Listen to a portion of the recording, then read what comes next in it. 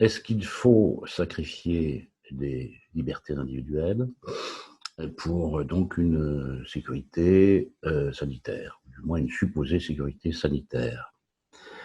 Alors, c'est une question évidemment très importante, vive. Pourquoi? Parce que beaucoup de pays ont mis chacun chez eux, ou voire ensemble, des applications sur des téléphones portables pour donc suivre ceux qui sont atteints du Covid-19, de façon à retracer donc leur parcours, et dans leur parcours, le fait qu'ils aient rencontré ou pas des gens qui auraient pu les contaminer, ou des gens qu'ils auraient pu eux-mêmes contaminer.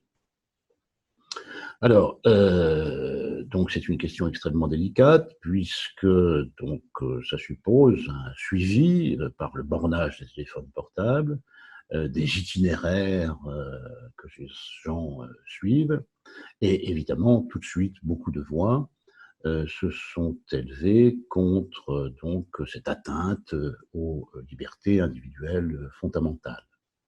Les gouvernements en Europe le savent, et donc ils n'ont eu comme solution que de ménager deux positions contradictoires.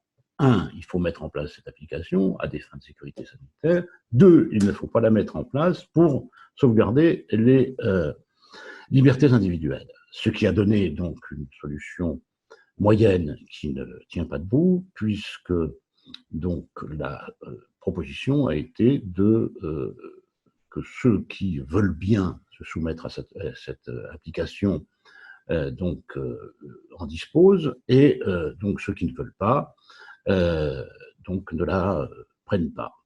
Du coup, si cette application n'est pas généralisée, elle va passer, elle va oublier, elle ne va pas prendre en compte, évidemment, quantité de gens qui sont porteurs ou qui peuvent recevoir le virus. Donc, on va vers une solution moyenne qui sera absolument inefficace. Par exemple, je ne sais plus dans quel pays où cette application européenne, où cette application existe, seuls 3% des habitants donc l'ont mise en place. Dans un pays plus obéissant comme Singapour, par exemple, seuls 20% des gens donc ont mis en place cette application sur leur portable. Donc je crois vraiment que ce n'est pas la bonne solution, parce que, un, ça ne marchera pas, et deux, ça peut effectivement porter atteinte aux libertés individuelles. Donc, par rapport à ceci, je crois qu'il faut que les gouvernements prennent eux-mêmes leurs responsabilités et ne confient pas, ne délèguent pas la responsabilité donc aux individus, aux citoyens, disons. Alors, prendre leurs responsabilités, ça veut dire quoi? Ça veut dire que, un, il faut des masques. Nous sommes 4 mois après l'épidémie, le démarrage de l'épidémie en Chine, voire 5 mois. Il y a toujours très très peu de masques en France, je suppose que c'est la même chose en Belgique.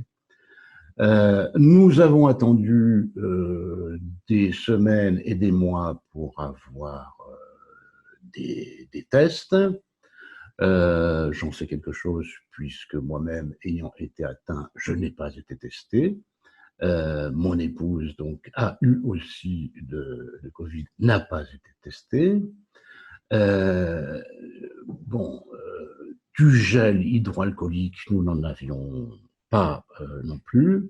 Et s'il y a des mesures à mettre en place collectives, sociales, ça serait par exemple ce qui se passe, ce qui se fait par exemple en Corée du Sud, ça serait un dépistage généralisé des populations, fréquent, et ça serait un contrôle avec des thermomètres, je crois infrarouges, qui prennent immédiatement et même de loin la température sur les gens qui passent, et si on en voit un qui passe, on dit monsieur, venez, on va vous faire un test pour savoir si, etc. etc.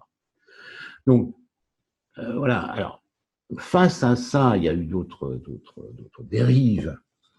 C'est que, comme donc ces applications sont extrêmement peuvent être nocives, on a tenté de culpabiliser ceux qui ne voulaient pas donc entrer dans ce système de surveillance. Donc, je crois que là, ça pose véritablement beaucoup de problèmes.